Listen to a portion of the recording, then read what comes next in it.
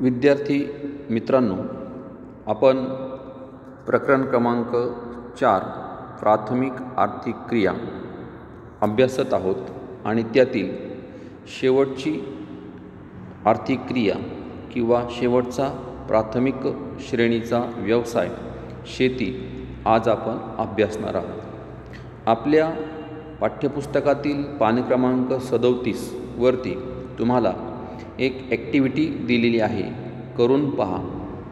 अ, आ, E स्तंभाचे निरीक्षण करून साखळी पूर्ण करा, तसेच अ स्तंभामध्ये चित्रासंबंधीची वैशिष्ट्ये व शेती प्रकार यांचा क्रमांक लिहा।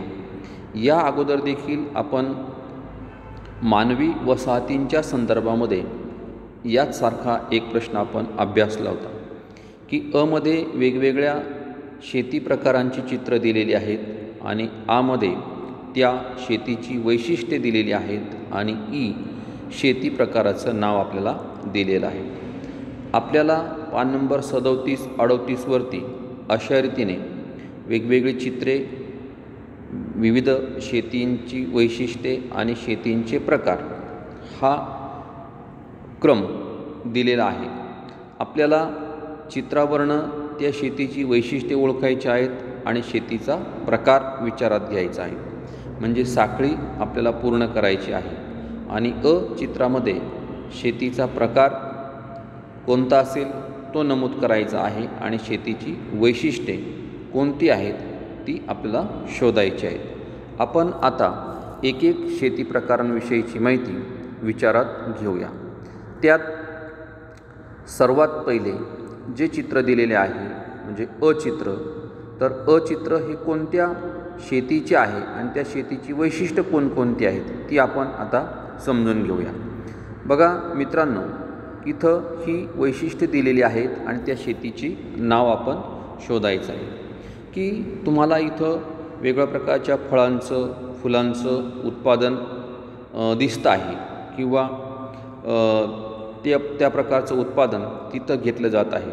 म्हणजेच फळे, फुले, औषधी वनस्पती, त्याचबरोबर शोभेची झाडे इत्यादी उत्पादनं व्यापारी उद्देशाने घेतली जातात। नंतर या शेती पद्धतीमध्ये मनुष्यबळाचा व आधुनिक तंत्रज्ञानाचा वापर देखील केला जातो। ही शेती एका विशिष्ट कटिबंधामध्ये केली जात नाही, तर उष्णकटिबंधीय हवामानाच्या प्रदेशामध्ये, भूमध्यसागरीय त्याचबरोबर समशीतोष्ण कटिबंधीय हवामानाच्या प्रदेशामध्ये केली जात असते आणि या शेतीला उद्यान शेती असं म्हटलं जात असतं। म्हणजे उद्यान शेतीमध्ये फळांचं आणि फुलांचं त्याचबरोबर औषधी वनस्पती आणि शोभेच्या झाडांचं उत्पादन हे व्यापारी तत्त्वावरती घेतलं जात असतं किंवा व्यापारी उद्देशाने घेतलं जात असतं। या शेतीमध्ये मनुष्यबळ आणि आधुनिक तंत्रज्ञानाचा देखील वापर हा केला जात असतो। म्हणून शेती प्रकार क्रमांक इथं तुम्ही ख लिहिणार आणि वैशिष्ट्य क्रमांकामध्ये तुम्ही दीर्घ उ लिहिणार। नंतर दुसरा शेती प्रकार आपण बघूया की हा जो शेती प्रकार आहे, तर या शेती प्रकारामध्ये तुम्ही जर बघितलं तर वेगवेगळ्या प्रकारची उत्पादनं जी आहेत तर ती उत्पादनं गोळा करणारे किंवा मिळवणारे तुम्हाला मजूर इथं दिसत आहेत आणि हा एक शेतीचा आधुनिक असा हा प्रकार आपल्याला इथं पाहायला मिळतो आहे, कारण की त्याचं जे स्ट्रक्चर आहे तर त्या स्ट्रक्चरवरनं आपल्याला ही गोष्ट लक्षात येते।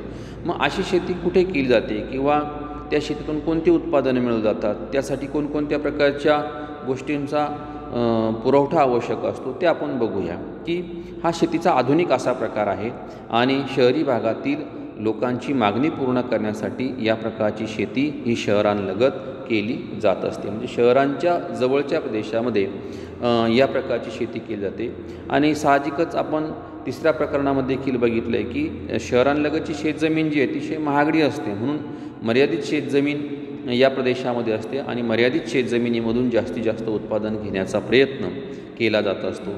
त्याचबरोबर भांडवल देखील अधिक प्रमाणामध्ये वापरलं जात असतं आणि मनुष्यबळाचा वापर किंवा मानवी श्रमाचा वापर, नंतर शहरांच्या जवळ असल्यामुळे शास्त्रीय ज्ञान आणि तंत्रज्ञानाचा वापर देखील प्रभावीपणे या शेती पद्धतीमध्ये केला जात असतो। अधिक उत्पादन मिळवण्यासाठी सेंद्रिय त्याचबरोबर रासायनिक खतांचा आणि जलसिंचनाचा मुक्त वापर हा केला जात असतो. कधीकधी शहरातून बाहेर येणारे जे काही सांडपाणी असेल तर या सांडपाण्याचा देखील वापर या शेती पद्धतीमध्ये केला जात असतो. मग अशा प्रकारची ही जी शेती आहे तर या शेतीमधून प्रामुख्याने नाशवंत अशा प्रकारच्या उत्पादनांची निर्मिती केली जात असते आणि ती उत्पादनं एका रात्रीतून शहरांपर्यंत पोहोचवण्यासाठी ट्रकचा वापर हा केला जात असतो. थोडक्यात एका रात्रीच्या प्रवासा इतक्या दूर अंतरापर्यंत या प्रकारची शेती ही शहरांपासून दूर अंतरावरती केली जात असते. थोडक्यात शहरांपासून ट्रकद्वारे एका रात्रीच्या प्रवासा इतक्या दूर अंतरापर्यंत या प्रकारची शेती केली जाते. मग या शेतीतून भाजीपाला म्हणजे शहरी भागातील लोकांच्या गरजा पूर्ण करण्यासाठी दैनंदिन ज्या काही गरजा आहेत या दैनंदिन गरजा पूर्ण करण्यासाठी प्रामुख्याने भाजीपाला, फळे, दूध, अंडी, मांस, त्याचबरोबर मासे इत्यादी उत्पादनं जे आहेत ती उत्पादनं मिळवली जात असतात.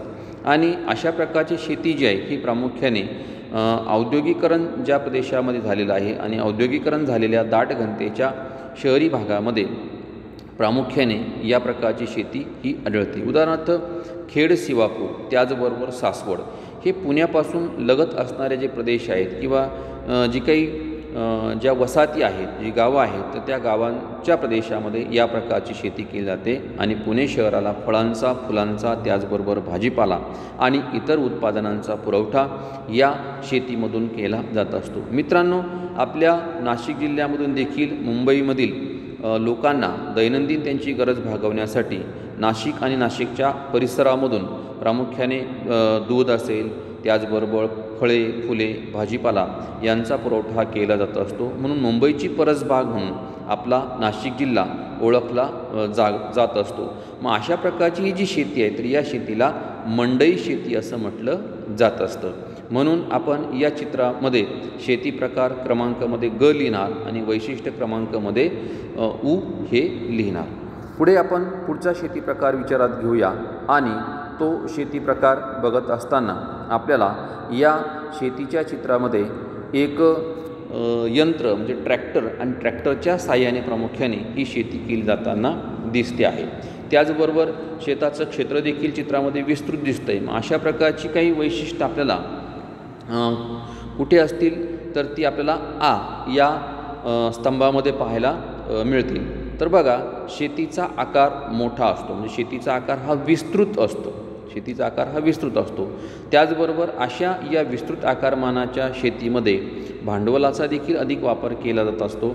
आधुनिक कृषी यंत्रांचा वापर या शेती पद्धतीमध्ये केला जात असतो. वेगवेगळ्या प्रकारची यंत्रसामग्री प्रामुख्याने या शेती पद्धतीमध्ये वापरली जात असते की त्यामध्ये प्रामुख्याने जमीन समतलीकरणासाठी समतलीकरण यंत्र असेल, त्याचबरोबर पेरणी करण्यासाठी ट्रॅक्टरचा देखील वापर हा केला जात असतो. नांगरणी करण्यासाठी देखील ट्रॅक्टरचा वापर केला जात असतो.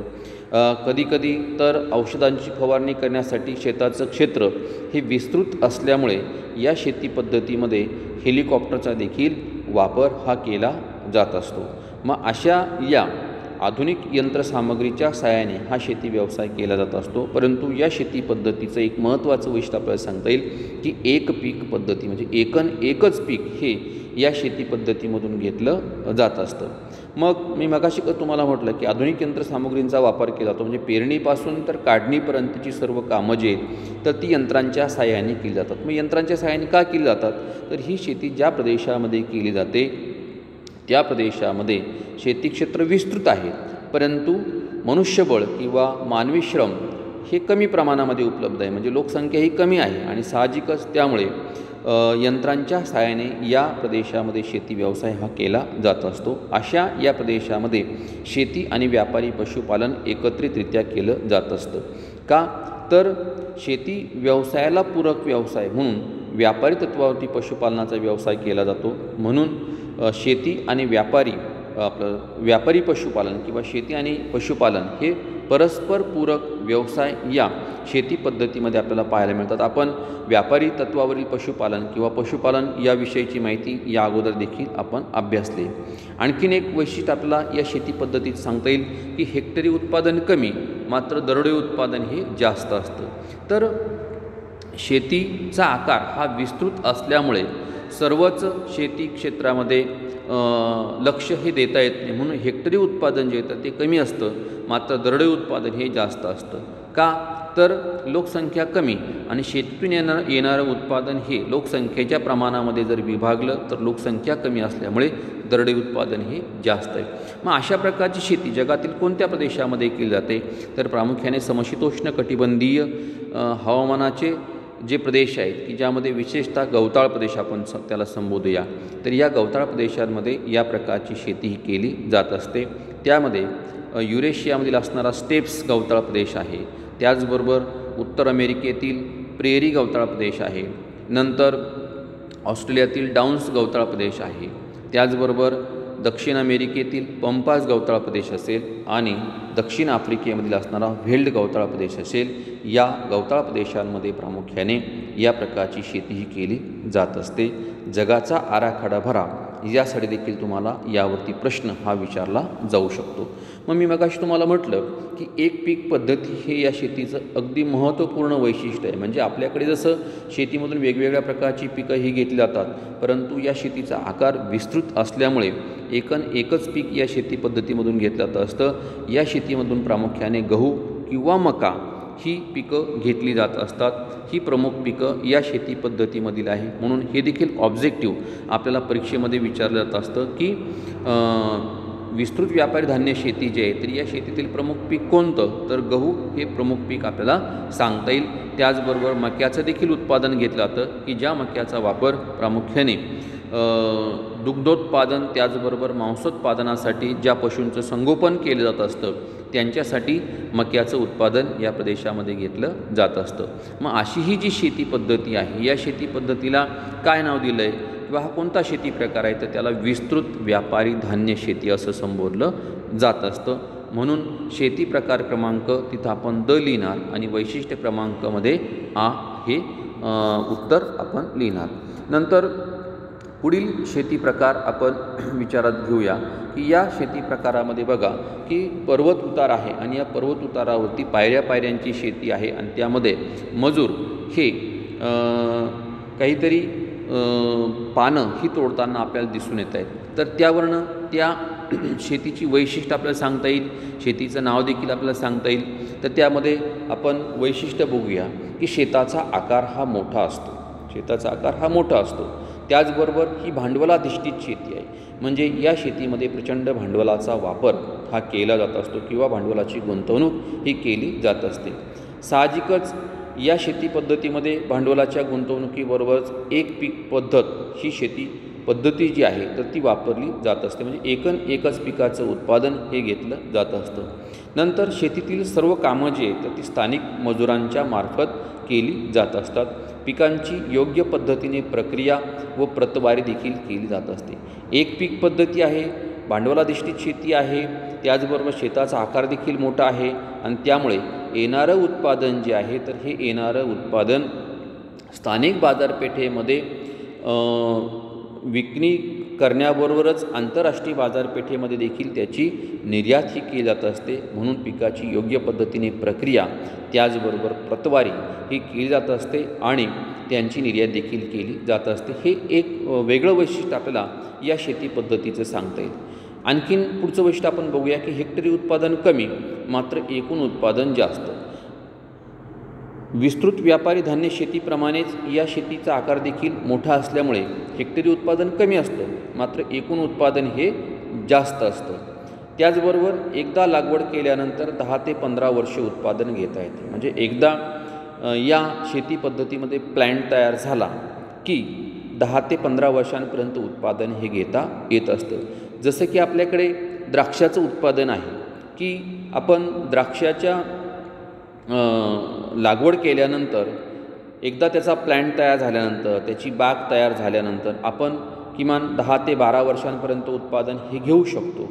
जेव्हा उत्पादन कमी यायला लागेल त्यावेळेस आपण ते तोडतो आणि पुन्हा नवीन प्लॅन्टची निर्मिती करतो. त्याच पद्धतीने एकदा लागवड केल्यानंतर या शेती पद्धतीमध्ये 10 ते 15 वर्ष उत्पादन हे घेता येतं.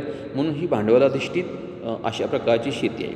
मग अशा शेतीमधून कोणकोणत्या प्रकारच्या पिकांचं उत्पादन घेतलं जातं, मग त्यामध्ये चहा, कॉफी, रबर, कोको ही पिकं आहेत. त्याचबरोबर आपल्या भारतामध्ये देखील केरळ राज्यातील मसाल्याचे मळे आहेत, त्याचबरोबर कोकण विभागामधील काजू बागा आहेत. हे या शेतीचं वैशिष्ट्य आपल्याला सांगता येईल. तर आणखीन महत्त्वाचं एक वैशिष्ट्य म्हणजे काय, मगाशी मी तुम्हाला सांगितलं की एक पीक पद्धती. एक पीक पद्धती का घेतली जाते, तर त्या विशिष्ट प्रदेशाचा हवामानाचा अभ्यास हा दीर्घ कालावधीपर्यंत केला आहे आणि अशा प्रकारचं हवामान कोणत्या पिकासाठी अनुकूल आहे हे शोधून त्या अनुकूल हवामानामध्ये कोणत्या प्रकारच्या पिकाचं उत्पादन घेतलं जाऊ शकेल, तर ते उत्पादन प्रामुख्याने त्या प्रदेशामध्ये घेतलं जात असतं. आपल्या भारतातील देखील आसाम घटक राज्यामध्ये प्रामुख्याने चहाच्या पिकासाठी अनुकूल अशा प्रकारचं हवामान असल्यामुळे तेथून चहाच्या पिकाचं उत्पादन हे विपुल प्रमाणामध्ये घेतलं जात असतं. किंबहुना आपल्या भारतातून चहाची निर्यात देखील जगातील विविध देशांकडे केली जात असते. मग अशी ही शेती कोणत्या प्रदेशामध्ये केली जाते किंवा कोणत्या देशांमध्ये केली जाते, तर मलेशिया, भारत, श्रीलंका, त्याचबरोबर कॅरेबियन बेटे, Brazil, Indonesia, Philippines, Thailand, Vietnam इत्यादीसारखे जे देश आहेत, तर त्या देशांमध्ये प्रामुख्याने या प्रकारची शेती केली जात असते आणि अशा या शेतीला मळ्याची शेती या नावाने संबोधले जात असते. म्हणून शेती प्रकार क्रमांक मध्ये आपण ड लिहिणार आणि वैशिष्ट्य क्रमांकमध्ये ई लिहिणार. पुढील शेती प्रकार आपण विचारात घेऊया आणि तो आहे की तुम्ही जर बघितलं इथं चित्रामध्ये तर अनेक महिला मजूर ज्या आहेत तर त्या पाण्यामध्ये कोणत्या तरी रोपाची लागवड करताना दिसून येत आहेत. तर साहजिकच आपल्याला या शेतीची वैशिष्ट्य ही स्पष्ट करता येईल की मजुरांची संख्या अधिक आहे, मात्र शेतीचं क्षेत्र हे चित्रामध्ये अतिशय मर्यादित दिसतंय. म्हणून या शेतीचं वैशिष्ट्य आपल्याला सांगता येईल की शेतजमिनीचा आकार हा लहान असतो. शेतजमिनीचा आकार लहान आहे आणि शेतजमिनीचा आकार का लहान आहे, तर ज्या देशांमध्ये या प्रकारची शेती केली जाते त्या देशांमध्ये प्रामुख्याने लोकसंख्या जास्त आहे आणि या प्रदेशाचं आणखीन एक वैशिष्ट्य आहे की शेतजमिनीचं विभाजन हे कुटुंब विभाजनाबरोबर होत जातं आणि साहजिकच त्यामुळे शेतजमिनीचा आकार हा लहान होत जातो. हे वैशिष्ट्य या शेती पद्धतीचं आहे. मग अशा या लहान आकाराच्या शेतजमिनीमध्ये म्हणजे कमीत कमी जागेमध्ये जास्तीत जास्त उत्पादन काढण्याचा प्रयत्न शेतकरी हा करत असतो. त्यासाठी तो सखोल पद्धतीने पिकांची लागवड या शेती पद्धतीमध्ये करतो. म्हणजे जमिनीचा इंच भाग हा लागवडीखाली आणण्याचा प्रयत्न शेतकरी करतो आणि अधिक उत्पादन काढण्याचा प्रयत्न करत असतो. त्याचबरोबर अन्नधान्याच्या उत्पादनास प्राधान्य. मगाशीच मी म्हटलं की लोकसंख्या जास्त आहे आणि या वाढत्या लोकसंख्येच्या अन्नधान्याची गरज भागवण्यासाठी या शेती पद्धतीमधून कमी जागेत अधिक उत्पादन घेण्याचा प्रयत्न आणि अन्नधान्याच्या उत्पादनास प्राधान्य हे दिलं जात असतं. म्हणजे लोकांच्या अन्नधान्याची गरज या शेतीतून भागवली जात असते. मग लोकसंख्या जास्त आहे त्यामुळे मानवी श्रमाचा आणि प्राण्यांचा वापर देखील या शेती पद्धतीमध्ये केला जातो. मनुष्यबळाचा वापर किंवा मानवी श्रमाचा वापर केला जातो. शेताचा आकारमान लहान आणि लहान आकारमान असल्यामुळे आधुनिक अशा प्रकारची यंत्रसामग्री वापरणे या शेती पद्धतीमध्ये आर्थिकदृष्ट्या परवडणारं नाही. म्हणून मानवी श्रमाचा वापर या शेती पद्धतीमध्ये केला जातो. सोबतच प्राण्यांचा देखील वापर हा केला जात असतो. म्हणजे शेती व्यवसायाबरोबरच त्याला पूरक व्यवसाय म्हणून पशुपालनाचा देखील व्यवसाय हा उदरनिर्वाहाच्या तत्त्वावरती या शेती पद्धतीमध्ये केला जातो आणि त्याच प्राण्यांचा वापर शेती पद्धतीमध्ये देखील केला जात असतो. आपल्याकडे बघा की बैलांचा वापर आपल्या प्रदेशामध्ये प्रामुख्याने शेती व्यवसाय करण्यासाठी केला जात असतो. जगामध्ये वेगवेगळ्या प्रदेशामध्ये वेगवेगळ्या प्राण्यांच्या साहाय्याने देखील शेती ही केली जात असते. मग असा हा शेतीचा प्रदेश कोणता आहे किंवा कोणत्या देशांमध्ये ही शेती केली जाते, तर चीन, भारत, जपान, कोरिया, श्रीलंका, पूर्व आशिया खंडातील असणारे देश या देशांमध्ये प्रामुख्याने ही शेती केली जात असते. आणि अशा या शेतीमध्ये प्रामुख्याने तांदूळ हे प्रमुख पीक आहे.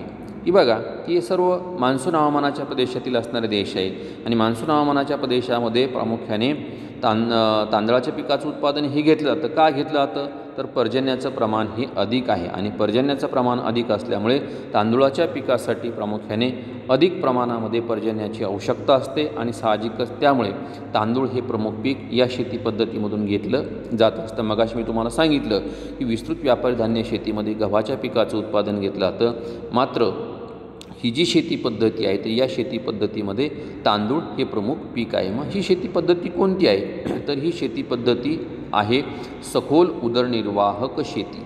म्हणजे जमिनीचा संपूर्ण भाग हा लागवडीखाली आणला जातो, मात्र यातून घेतलं जाणारं जे उत्पादन आहे हे उदरनिर्वाहाच्या तत्त्वावरती घेतलं जात असतं. म्हणून या शेती पद्धतीला सखोल उदरनिर्वाहक शेती असं म्हणतात. अत्यंत मर्यादित उत्पादन हे आंतरराष्ट्रीय बाजारपेठेमध्ये विकलं जात असतं किंवा त्याची निर्यात ही केली जात असते, कारण की स्थानिक लोकसंख्या जास्त आणि लोकांच्या गरजा देखील जास्त आहेत.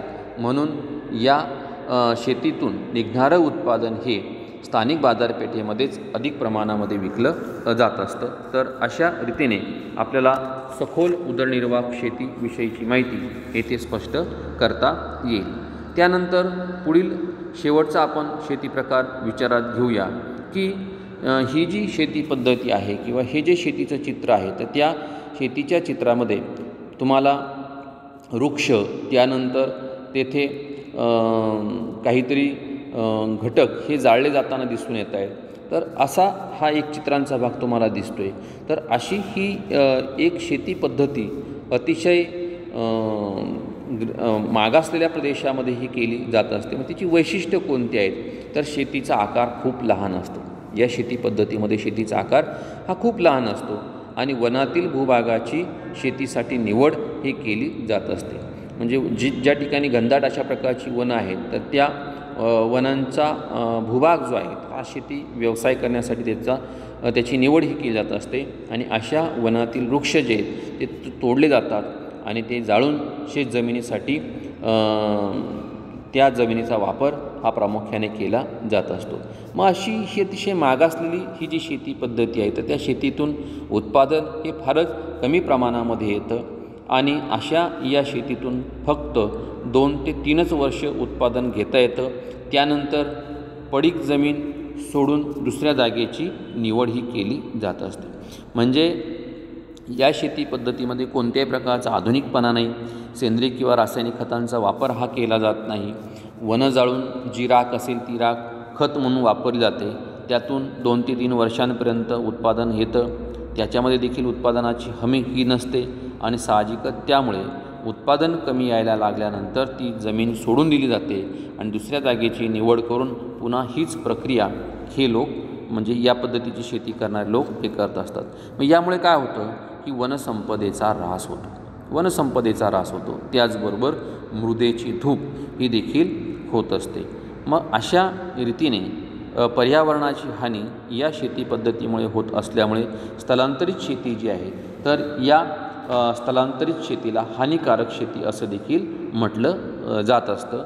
मग ही शेती प्रामुख्याने विषुववृत्तीय हवामानाचा जो प्रदेश आहे तर या विषुववृत्तीय प्रदेशातील वनांखालील जमीन जी आहे तर त्या जमिनीवरती अशा प्रकारची शेती केली जात असते. मग त्यात आशिया, आग्नेय आशिया, त्याचबरोबर मध्य व दक्षिण अमेरिका, आफ्रिका इत्यादी खंडांमधील असणाऱ्या देशांमध्ये प्रामुख्याने या प्रकारची शेती केली जात असते की ज्या ठिकाणी विषुववृत्तीय घनदाट अरण्य आहेत. मग अशी ही शेती या शेतीची फेरपालट होते म्हणून त्याला स्थलांतरित शेती असं म्हटलं जात असतं. म्हणून शेती प्रकार क्रमांकमध्ये आपण लिहिणार क आणि वैशिष्ट्य क्रमांकामध्ये लिहिणार ई. तर अशा रीतीने आपल्याला या शेतीची वैशिष्ट्य ही स्पष्ट करता येतील आणि इथं हे जे 6 शेतीचे प्रकार आहेत तर त्या 6 शेती प्रकारांची नावं आपल्याला स्पष्ट करता येतील. तर त्यानंतर आपण पुढील मुद्द्याकडे वळूया की पुढचा मुद्दा आहे की वरील चित्र आणि माहितीच्या साहाय्याने शेतीवर परिणाम करणाऱ्या घटकांचे वर्गीकरण प्राकृतिक व मानवी या गटांमध्ये करा. मित्रांनो, आपण पुढे या घटकांचं वर्गीकरण जे आहे तर ते पाहणारच आहोत. मग आपण शेती या घटकाविषयी थोडक्यात माहिती या ठिकाणी विचारात घेऊया की शेती हा मानवाचा अत्यंत महत्त्वाचा त्याचबरोबर मूलभूत अशा प्रकारचा व्यवसाय आहे. म्हणजे मानव जेव्हा वसाहत करून राहू लागला त्यावेळेस त्याने शेती हा व्यवसाय सुरू केला आणि शेती व्यवसायामुळेच मानव हा एकाच ठिकाणी स्थायिक झालेला दिसून येतो आहे. म्हणून मानवाचा अत्यंत महत्त्वाचा आणि मूलभूत अशा प्रकारचा हा व्यवसाय आहे. मग अशा या व्यवसायामध्ये गुंतलेल्या लोकसंख्येचं प्रमाण हे आफ्रिका खंडात जास्त आहे आणि त्या तुलनेमध्ये आशिया खंडामध्ये मात्र ते कमी आहे. म्हणजे आपल्याला जर प्रश्न जर विचारला गेला की शेती व्यवसायामध्ये गुंतलेल्या लोकसंख्येचं प्रमाण कोणत्या खंडात अधिक आहे, तर ते आफ्रिका खंडामध्ये आहे आणि त्यानंतर आशिया खंडामध्ये आपल्याला सांगता येईल. मात्र विकसित जे राष्ट्र आहेत तर त्या विकसित राष्ट्रांमध्ये शेती क्षेत्र विस्तृत आहे आणि शेती क्षेत्र विस्तृत असूनसुद्धा शेती क्षेत्राशी निगडीत असणारी जी लोकसंख्या जी आहे किंवा ते लोकसंख्येचं प्रमाण जे आहे तर ते अत्यंत कमी आहे. मगाशी आपण शेती प्रकार बघितला, विस्तृत व्यापारी धान्य शेती. यामध्ये मी तुम्हाला वैशिष्ट्य देखील सांगितलं. काय वैशिष्ट्य सांगितलं की या शेती पद्धतीमध्ये आधुनिक तंत्रज्ञानाचा वापर हा केला जातो. का केला जातो, तर शेती क्षेत्र विस्तृत आहे मात्र लोकसंख्या कमी आहे. लोकसंख्या कमी असल्यामुळे अशा या व्यवसायामध्ये गुंतलेल्या लोकसंख्येचं प्रमाण देखील कमी आहे. नंतर त्यामध्ये आपल्याला सांगता येईल उदाहरणार्थ युरोप आहे, त्याचबरोबर अमेरिका आहे, नंतर ऑस्ट्रेलिया आहे. तर या खंडातील देशांमध्ये प्रामुख्याने शेती व्यवसायाशी निगडीत लोकसंख्येचं प्रमाण कमी आपल्याला सांगता येईल. मात्र विकसनशील राष्ट्रामध्ये शेती क्षेत्राशी निगडीत लोकसंख्येचं प्रमाण हे जास्त आहे. मग त्यामध्ये आफ्रिका त्याचबरोबर आशिया या दोन खंडातील देशांची नाव आपल्याला स्पष्ट करता येतील. पुढे अशा या शेती विकासावर किंवा शेती व्यवसायात परिणाम करणारे काही घटक जे आहेत त्यामध्ये प्राकृतिक घटक, मृदा आहे, हवामान आहे, पाणी पुरवठा आहे, नंतर भूरचना. तर असे हे जे घटक आहेत तर त्या घटकांचा परिणाम हा प्रामुख्याने शेती विकासावर किंवा शेती व्यवसायावरती होत असतो. उदाहरणार्थ मृदा अनुकूल असेल तर शेती व्यवसाय विकसित होतो, हवामान अनुकूल असेल तर शेती व्यवसायाचा विकास होतो, शेतीला 12 महिने पाणी पुरवठा जर असेल तर वर्षातून 3 वेळा शेतीमधून पिकांचं उत्पादन आपल्याला घेता येतं. त्याचबरोबर भूरचना ही सपाट किंवा मैदानी जर असेल तर शेती व्यवसायाचा विकास अशा प्रदेशांमध्ये होत असतो. त्यानंतर मानवी घटक जे आहेत तर त्यामध्ये मनुष्यबळ आहे, म्हणजे मानवी श्रम आहेत, त्याचबरोबर बाजारपेठ, भांडवल, वाहतूक, साठवणुकीच्या सोयी, सरकारी धोरण, लोकसंख्या, भूमीचा मालकी हक्क इत्यादी सारखे जे काही घटक जे आहेत तर ते मानवी घटक म्हणून विचारात घेतले जात असतात. हे देखील अनुकूल जर असतील तर साहजिकच शेती व्यवसायाचा विकास हा होत असतो. मग जगामध्ये विविध प्रदेशामध्ये विविध प्रकारची पिकं ही घेतली जात असतात. स्थानिक हवामान कशा प्रकारचं आहे तर त्या हवामानाला अनुसरून विविध प्रकारची पिकं ही घेतली जात असतात. आपण मग अशी बघितलं की समशीतोष्ण कटिबंधीय गवताळ प्रदेशांमध्ये मग स्टेपीज असेल, प्रेरी असेल, डाऊन्स असेल, त्याचबरोबर व्हेल्ड, पंपास यासारखे जे काही गवताळ प्रदेश जे आहेत तर या गवताळ प्रदेशामध्ये प्रामुख्याने गव्हाच्या पिकाचं उत्पादन हे घेतलं जात असतं. या ठिकाणची असणारी चेर्नोझम प्रकारची मृदा जी आहे तर ही गव्हाच्या पिकाच्या वाढीसाठी अनुकूल आहे आणि अशा या गवताळ प्रदेशांमधील हवामान हे थंड असल्यामुळे ते गव्हाच्या पिकासाठी अनुकूल आहे.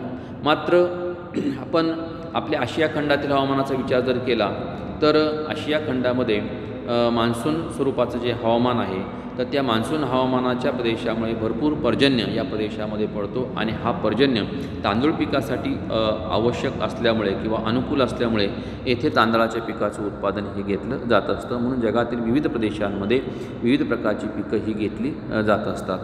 त्याचबरोबर शेती करण्याच्या विविध पद्धती देखील आपल्याला पाहावयास मिळतात. काही प्रदेशांमध्ये एक पीक शेती पद्धती आहे, म्हणजे एकाच प्रकारच्या पिकाचं उत्पादन घेतलं जातं. काही ठिकाणी बहुपीक पद्धती आहे. सखोल उदरनिर्वाह शेती जी आहेत तर या सखोल उदरनिर्वाह शेतीमध्ये विविध प्रकारच्या पिकांचं उत्पादन हे घेतलं जात असतं. किंवा पारंपरिक शेती करण्याची पद्धती असेल किंवा आधुनिक शेती पद्धती असेल, अशा वेगवेगळ्या प्रकारच्या शेती पद्धती या शेती करण्याच्या आपल्याला सांगता येतील आणि आधुनिक पद्धतीने देखील उत्पादनं ही घेतली जात असतात. जरी सखोल उदरनिर्वाह शेती जरी असेल तरी सखोल उदरनिर्वाह शेती पद्धतीमध्ये देखील आजच्या या आधुनिक युगामध्ये आधुनिक पद्धतीने उत्पादनं घेताना शेतकरी आपल्याला दिसतो आहे. मग त्यामध्ये उदाहरणार्थ ग्रीन हाऊस आहे, त्याचबरोबर पॉली हाऊस आहे.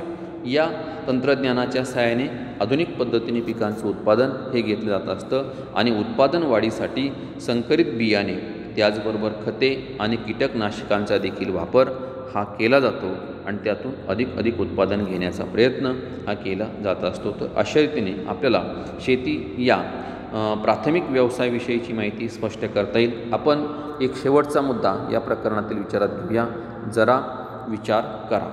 तर मित्रांनो, यामध्ये आपल्याला सांगितलं आहे की पॉलीहाऊस हरितगृह यांचा उपयोग विशिष्ट प्रदेशातील वनस्पती इतर प्रदेशात वाढवण्यासाठी केला जातो. असा प्रयोग हिमाच्छादित प्रदेशामध्ये करता येऊ शकतो का? तर हिमाच्छादित प्रदेशामध्ये अशा प्रकारचा प्रयोग करता येऊ शकणार नाही, कारण की त्या ठिकाणचं तापमान हे 0°C देखील कमी असतं. म्हणून तिथं या तंत्रज्ञानाचा किंवा यांचा उपयोग हा होणं शक्य नाही. यासाठी तुम्हाला पॉलीहाऊस म्हणजे काय, त्याचबरोबर हरितगृह म्हणजे काय हे माहीत असणं आवश्यक आहे. की हरितगृह जे आहे, तर हरितगृह तंत्रज्ञानाकडे आता शेतकरी वळत आहे आणि अशा या तंत्रज्ञानाची पुरेपूर माहिती देखील आपल्याकडे असणारा जो काही कृषी विज्ञान केंद्र जे आहे, तर त्या कृषी विज्ञान केंद्राच्या वतीने शेतकऱ्यांना प्रशिक्षण देखील दिलं जातं असतं. आणि अशा या हरितगृह तंत्रज्ञानामुळे काय होतं की तापमान, आर्द्रता आणि पाणी हे सर्व घटक जे आहेत हे कृत्रिमरित्या नियंत्रित करून पिकांच्या वाढीसाठी आवश्यक असलेले जे काही घटक असतात, तर त्या घटकांचा वापर पिकांच्या अवस्थेनुसार कमी अधिक प्रमाणामध्ये देखील ते पुरवले जात असतात. आणि या नियंत्रित वातावरणामध्ये सूर्यप्रकाश असेल, कार्बन डायऑक्साईड वायू असेल, तर इत्यादी सारखे जे काही घटक जे आहेत, तर ते घटक वनस्पतीच्या वाढीसाठी अधिक कार्यक्षमतेने वापर करून मोकळ्या वातावरणापेक्षा देखील अधिक प्रमाणामध्ये उत्पादन घेता येत असतं. मग त्यासोबतच आता लोक पॉलीहाऊससारख्या तंत्रज्ञानाचा देखील वापर करत आहेत आणि पॉलीहाऊससारख्या तंत्रज्ञानाचा वापर करणं आता आवश्यक झाल्याने पारंपरिक शेतीसोबतच शेतकरी या नवीन तंत्रज्ञानाकडे वळला आहे. मग पॉलीहाऊसमुळे काय होतं की पॉलीहाऊसमुळे कमी जागेत आणि कमी कालावधीमध्ये जास्त उत्पादन घेता येतं. त्याचबरोबर मजुरांना देखील वर्षभर रोजगार उपलब्ध करून देता येतो आणि विशेष म्हणजे गुंतवलेली जी काही रक्कम असेल, तर त्या रकमेतून खात्रीशीर उत्पन्न देखील मिळवता येत असतं. वेगवेगळ्या प्रकारच्या ज्या काही आपत्ती आहेत, उदाहरणार्थ गारपीट असेल, नंतर अवकाळी पाऊस असेल, वादळ वारा असेल, दव, धुकं, प्रखर तापमान यासारख्या ज्या काही आपत्ती आहेत किंवा नैसर्गिक घटक जे आहेत, तर त्या नैसर्गिक घटकांपासून देखील पिकांचं नुकसान हे टाळलं जातं आणि रोग त्याचबरोबर किडींच्या प्रादुर्भावापासून पिकांचं संरक्षण करून वेळेवर उपाययोजना देखील करता येत असतात. आणि या तंत्रज्ञानाचा वापर करून उत्पन्नात दुप्पट ते चौपट वाढ देखील होत असते. म्हणून शासनामार्फत शेतकऱ्यांना अशा प्रकारची शेती करण्यासाठी अनुदान किंवा प्रोत्साहन किंवा त्या संदर्भातील असणारं प्रशिक्षण जे आहे, हे प्रशिक्षण देखील दिलं जात असतं. मित्रांनो, अशा रीतीने आपल्याला पॉलीहाऊस त्याचबरोबर हरितगृहांविषयीची माहिती थोडक्यात सांगता येईल. नंतर पुढचा प्रश्न आहे, या पाठात अभ्यासलेल्या आर्थिक क्रियांशिवाय कोणत्या प्राथमिक आर्थिक क्रिया मानव करत असावा त्यावर वर्गात चर्चा करा आणि यादी करा. आता तुम्ही याविषयीची यादी करून ठेवायची आहे आणि आपण त्यावर चर्चा ही नंतरच्या तासिकेला करू. या ठिकाणी प्रकरण क्रमांक 4 जे आहे, प्राथमिक आर्थिक क्रिया, हे आपलं संपलेलं आहे. आपण नवीन प्रकरण हे पुढच्या व्हिडिओ लेक्चरमध्ये आपण बघूया. थँक्यू, धन्यवाद.